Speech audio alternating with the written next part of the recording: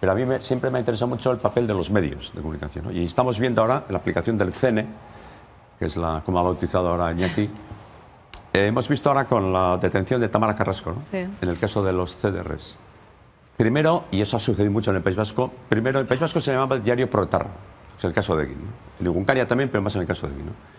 Claro, si tú publicas que es un diario proetarra, pues habrá que hacer algo contra ese diario, ¿no? No tiene sentido que sea un diario proetarra. Y si tú consigues que muchos medios de comunicación, muchos tertulianos, muchos columnistas a Egin le llamen diario proetarra, a Egunkaria también, pero en menor medida, pues algo habrá que hacer. Lo hicieron. Ha pasado con Tamara Carrasco. Yo he leído en el periódico que más se vende en España. Yo no suelo criticar en público mucho a los periódicos. Que el que quiera conocer mi opinión sobre otros medios, que me invite a cenar y le daré mi opinión. Pero voy a poner un caso que es claro, ¿no? Y es de manual del Plan C y después del Pacto Ajuria Enea. Se calificó de actos vandálicos lo que sucedieron en los peajes de las autopistas. Primero se cerraron y luego se decidió que no era muy popular cerrarlos y luego se decidió abrirlos, ¿no? Vandálicos.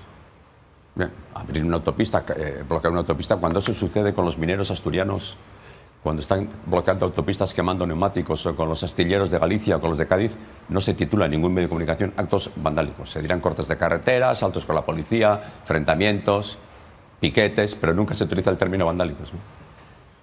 Y yo cuando vi el titular vandálicos dice, aquí alguien va a caer, aquí alguien va a caer.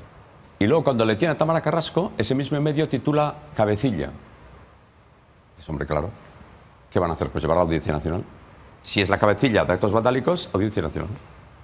Y eso se prefabrica, eso se prepara. Tú conciencias, preparas a la población, y habrá que ver qué papel estamos haciendo los medios en general, preparas a la población para que efectivamente tenga una lógica que una persona a la que se supone que es responsable, coordinadora de actos de tan poca relevancia desde el punto de vista de la violencia como el cierre de unas autopistas que perjudican a la gente, pero que no es un atraco con un cañón a un banco. Si es un acto vandálico, pues habrá que dar la medida judicial correspondiente a un acto vandálico.